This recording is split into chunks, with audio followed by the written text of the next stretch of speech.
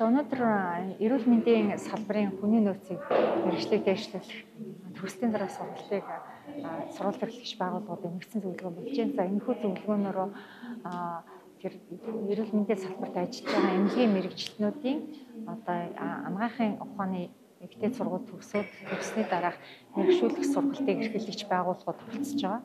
За яг өнөөгийн байдлаар бол 41 эрүүл мэндийн байгууллага энэ сургалт эрхлэх байгууллагаар ажиллаж байгаагийн 15 нь үндсэн мэргэжлийн сургалтыг зохион байгуулж байгаа. За энэ зөвлөгөөнийг бол бид нар Япон улсын JICA олон улсын байгууллагатай хамтран зохион байгуулж байна. За JICA олон улсын байгууллага бол манай энэ эрүүл мэндийн салбарын хүний нөөцийг тэр дундаа төгслийн дараах сургалтыг одоо чадахыг хөгжүүлэхдээ сургалт эрхэлж байгаа байгууллагуудыг чадахжуулах зорилгоор 2015 оноос хойш хэрэгжүүлж байгаа төсөл. Тэгэхээр энэ төсөл бол үндсэндээ 2 дахь үе шатгаар явагдаж энэ онд бол дуусж байна. Тэгэхээр энэ төслийн хүрээнд бол бид нар бас маш олон эмч эмнэлгийн мэргэжилтнүүдийг энэ төслийн хүрээнд сурган чадахжуулсан байна. 1700 гаруй эмнэлзэн удирдагч багш нарыг бэлтгэсэн байна. За тэрнээс гадна эмч сувилэгч нарын ялангуяа одоо сувилагчийн цогц чадамжид суурилсан одоо энэ сургалтын хөтөлбөрүүдийг бол эрүүл мэндийн байгууллагууд шинжилэн нэвтрүүлж байна. Тэгэхээр өнөөдөр бол энэгээр сургалт эрхлэгч байгууллагуудын өнгөрсөн хугацаанд хийсэн ажлын тайлбар цаашид юу анхаарах вэ? За сургалтын хэрэгцээ шаардлагыг хэрхэн тодорхойлох вэ? Гэрээ хийсэн төрийн сангаар гэрээ хийгээ сурсан суралцагчтайгаа ажлын байрыг хэрхэн хангаж ажиллах вэ гэсэн сэдвүүдээр бол бас хоорондоо сам тодлоо солилцож харилцан туршлага солилцох юм үйл ажиллагаа явуулж байна. Өнөөдөр эрүүл мэндийн салбарын сургалт эрхлэх байгууллагуудын удирдлага хүний нөөцийг хамруулсан юм зөвлөгөөн болж байна. За эрүүл мэндийн салбарт өнөөдөр нийт яг хүний нөөцийн програмд бүртгэгдсэн байдлаараа бол 66 мянга гаруй эмч эмнэлгийн мэргэжилтэн ажиллаж байна. За үүнээс одоо зөвшөөрөл бүхий үйл ажиллагаа эрхэлдэг 55 мянган хүн байгаа. За энэ дотор ярих юм бол яг одоо ажиллаж байгаа эмчийн тоо бол 15 мянга орчимд хүрч байгаа ийм мэдээллүүд бол байна. За эрүүл мэндийн салбарын нэг чухал онцлог бол төгслийн өмнөх сургалтаас гадна бакалаврын диплом авснаас хойших насан туршийн боловсрол эзэмших хүртэл төгслийн дараах бүх сургалтуудыг бол эзэмшиж энэ мэргэжлийг одоо эзэмшиж одоо хүнд тусламж үйлчилгээ үзүүлэх хэрэгтэй байдаг. За тэгээд энэ утгаараа бол энэ чиг үүргийг хэрэгжүүлдэг эрүүл мэндийн хөгжлийн төвийн хүрээнд өнөөдөр энэ сургалт эрхлэх байгууллагуудын үйл ажиллагааг одоо ерөнхийд нь бадсан хөгжил өнөөдөр ямар байгаа бид хаана ямар алдаа гаргаад байна тэрийг хэрхэн яаж засах вэ хаана хэний оролцоон дээр анхаарах хэрэгтэй байгаа гэсэн энэ бүх асуудлуудаа хилэлцэж ярилцсан ийм зөвлөгөөн болж байна. Тэгээд энэ зөвлөгөөн зөв явснараа бид цаашид эрүүл мэндийн салбарын хүний нөөцийн эзэмшсэн мэргэжилтээр тусламж үйлчилгээ үзүүлэхдээ чанартай, харилцааны ёс зүйтэй өөрөө бас дэмжигдсэн юм хүний нөөц байх тал дээр бас бодлогын шийдвэрүүд гаргахад нөлөөлнө гэж үзэж байна. まずじゃあ、モンゴルで行われている総合診療研修の意義についてご説明したいと思います。モンゴルで行われている総合診療研修は日本の臨床研修制度を参考にして作られています。で日本もかつては大学卒業した医師が直接専門研修に進んでいましたが、その結果専門以外のことがわからないという医師を多く作ってしまいました。で多くの患者さんは一般的な病気にかかる方が多くて、一般的な病気をよく知らない医師が増えてしまったという反省から、大学卒業者卒業2年間をモンゴルでいう総合診療研修を受けて基礎的な力を受けてそれから専門的なスキルを身につけるという制度に変わりました。2004年以降ですね、日本ではその臨床研修が義務化されています。でモンゴルでは今総合診療研修行われていますけれども、これが将来的にはモンゴルの国の制度となって全ての医師が受ける研修になるということが進められているとお聞きしています。確かに多くの方々が専門的なスキルを早く身につけたいという思いがおありかとは思いますけども、先にちゃんとした基本的な研修を受けることで将来にわたってさまざまなことに対応できる、そういったスキルを身につけることができるんではないかというふうに思っています。ぜひ皆さんの改革が進むことを期待をしています。Орхон аймаг 2016 оноос хойш эрүүл мэндийн хөгжлийн төвтэй хамтраад орон нутагт анх удаа ерөнхий мэргэжил судлалаар резидентүүдийг бэлтгэх сургалт эрхлэх байгууллагын зөвшөөрлийг авахаар одоо 2016 оноос суур үнэлгээнүүд бэлтгэл ажлуудыг хийж агаад 2018 онд бол бид нар анх удаа Орхон аймагта буюу улсын одоо хэмжээнд орон нутгуудаас ахтагч болж сургалт эрхлэх байгууллагын зөвшөөрлийг амжилттай авсан.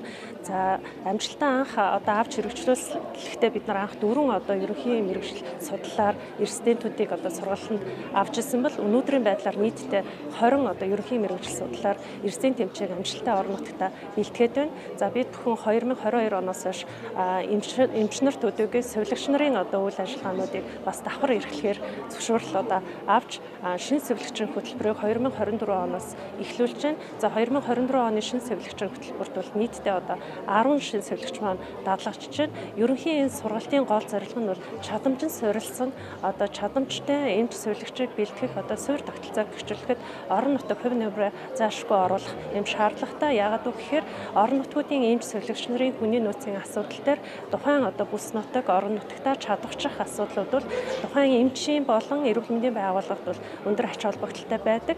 Тэгснээрээ бид бүхэн сургалтын одоо үйл ажиллагааны зардал болон резидентэд болон сувилагч нарт учирч байгаа одоо эзэн засгийн өртөг зардлыг бол багасгаж өгдөг. Мөн дээрээс нь орон нутагтаа бид нар тухайн орон нутгийн онцлог тусламж үйлчилгээнийхээ эрэлт хэрэгцээ одоо хүртээмжинд суурилсан одоо мэрэгчлүүдийг бэлтгэж байгаагаараа бас илүү давуу талтай одоо ач холбогдолтой юм төсөл хэрэгжиж байгаа. За энэ цаг хугацаанд буюу бид нар 2018 оноос хойш ерөнхий мэргэжил судлаар одоо резидентийг бэлтгэж эхлээд 2019 онд анхны одоо 4 төгсөгчөө яг тухайн одоо энэ өнөөдөр үндэсний хэмжээний зөвлөгөөн болж байгаа өдөр буюу 9 сарын 25-ны өдөр цаг хугацааны хувьд бас ингээд давхцаж болж байгаагаар бол ач холбогдолтой юм сайхан арга хэмжээс болж байна. Олон улсад ийм байдэ. Яг энэ үндэсний төвүүд буюу энэ төрөлцсөн мэргэжлийн эмнэлгүүд бол яг клиниктээр тусламж үйлчилгээ хариуцсан эмнэлэг нэг өөр, тусламж үйлчилгээнээс гадна сургалт эрхлэх байгууллагууд гэж өөр байдаг. Тэгэхээр энэ хоёрын ангиллаас хамаарат өдөрт харах шинжилгээний тоо бас тусдаа стандартын хувьд өөр байдаг гэсэн. Тэгээ сургалт эрхлэх байгууллага болсноор болохоор эмч мэргэжилтнүүд болохоор өдөр тутам өөрсдийгөө хөгжүүлэх цаг үетэйгээ шинэ техник технологиг одоо шинэ технологиуд буюу одоо иммуногистохим, FISH гэдэг одоо сүүлдээ одоо NGS буюу Next Generation Sequence гэдэг энэ аргуудыг бүгдийг судалж мэдэх тэрнийгээ болохоор цаашдаа одоо үндсэн мэргэжлийн сургалт буюу резидентурын сургалт дах дээрээс нь болохоор төрөлцсөн мэргэжлийн сургалтын эмч нарт болохоор зааж сургах шаардлагатай учраас одоо энэ дээр давхар суралцдаг давуу талууд байдаг. За тэгээд өнөөдөр энэ сургалт маш өөр өгөөжтэй сургалт болж байна. Тэгээд хууль эрх зүйн орчноос гадна одоо ингээд санхүүжилтийн асуудлуудыг хүртэл ярьж байна. Тэгэхээр үүнтэй холбоотойгоор бол яг хүний нөөцийн асуудал гэх юм бол одоогоор бол 21 аймагт бол 6 аймгийн нэгдсэн эмнэлэг бүсийн онцлогын эмчилгээний төв дээр бол эмгэг судлаач эмчийн хомсдолтой байна. Бусад эмнэлгүүд дээр бол 1-ээс 3 тооны эмч нар ажиллаж байна. Гэхдээ бид нар бол нэгдсэн эмнэлгийн стандартаар бол минимумда 1 эмчтэй байх хэрэгтэй. Түүнээс дээш бол тэр яг тусламж үйлчилгээний хэмжээнээс хамаарат 2, 3, 4 байх шаардлагатай. За тэгээд хүний нөөцийн хувьд ингээ ярих юм бол одоо манай энэ чиглэл бол одоо яг энэ тусламж үйлчилгээний яг үндсэн суурь эмчилгээний зарчмыг нэг тодорхойлж өгдөг учраас маш оншийн ач холбогдолтой, маш өндөр ач холбогдолтой мэргэжил байгаа даа.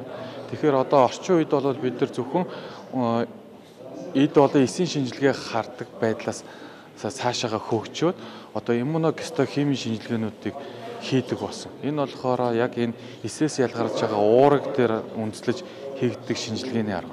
Дээрээс нь хэм бол үүнийхээ цаашаа дараагийн арга нь болохоор молекул генетик буюу генетикийн шинжилгээгээр болохоор флуоресценц болон СШ аргуудаар бид нар онцлогоонуудыг тавьж өгдөг. Энэ нь ямар ач холбогдолтой вэ гэхээр эхний ээлжинд бол хорт хавдруулах, хавдрын урьдчилан эмгэг болон өрсөлт өвчнүүдийг ялган онцлогоо хийдэг оншийн ач холбогдолтой болвол үүнийхээ цаашдаа бидний тавьсан оншноос хамаарат энэ хүнийг цаашд нь мэслийн хагалгаанд орох уу эсвэл хагалгааны бус эмчилгээ хийх үү? Аль эсвэл хагалгаанд орж чадахгүй байх юм бол цаашдаа хими эмчилгээнд явах уу, туяа эмчилгээнд хийгдэх үү? Энэ онцлогооны эмчилгээний тактик сонгож өгөх ач холбогдолтой болчихж байгаа.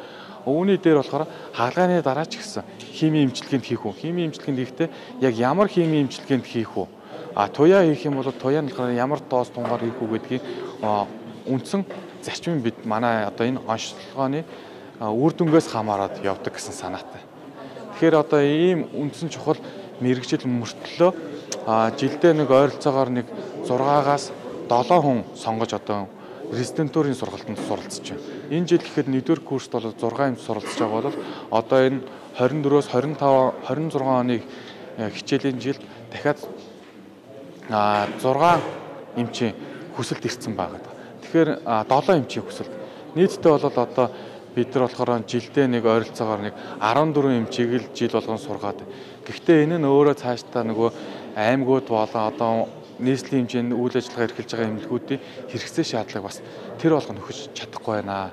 Тэгэхээр эмч мэргэжилтүүд одоо энэ чиглэлийг сонгож ажиллах юм бол одоо илүү өөрсдийгөө хөгжүүлэх, дээрээс цаашдаа гадаад дотоодын сургалтанд суралцах одоо боломжууд нь бусад үндсэн мэргэжлийн сургалтуудтай харьцуулахад илүү боломж байдаг шүү гэж бас дашрамд бас хэлмээр байна. За өнөөдөр эрүүл мэндийн салбарын төгсөлтийн дараах сургалт эрхлэх байгууллагын зөвлөгөөн болж байна. Эрүүл мэндийн салбарын төгсөлтийн дараах сургалт эрхлэх одоо энэ үйл ажиллагаа бол дараагийн болон ирээдүйн мэргэжилтнүүдэд хангах боловсруучнаар хангах юм маш чухал үйл явц байдаг. За манай байгууллагын хувьд бол 2018 оноос эхлээд сургалт эрхлэх байгууллага болоод ингээд үйл ажиллагаа явуулж байна. Бид бол үндсэндээ 18 оноос өнөөдрийг хүртэл 62 эмчийг их барих эмэгтэйчдийн мэргэжлэр үндсэн сургалтанд хамруулад ингээд их барих эмэгтэйчдийн эмч болгоод ингээд явж байна. За өнөөдрийн энэ зөвлөгөөнөөр бол орон нутаг бол нийслэлд сургалт эрхэлж байгаа байгууллагуудын өнөөгийн байдал, цаашид сургалтын үйл ажиллагаанд анхаарах асуудлууд, за хүний нөөцийн бүрдүүлэлт, за мөн сургалтын үйл ажиллагааг одоо хангахад байгууллагаас болон салбараас авч явж байгаа бодлогууд гэдэг олон одоо явж байгаа үйл явц процесс энэ арга хэмжээнүүдийн талаар бол нэлээдгүй сайхан мэдээлэл өгсөн ийм зөвлөгөөн болж байна. Хүмүүсийн мэдээ мэргэжлийн чадварыг хүчтэй болгох бас манай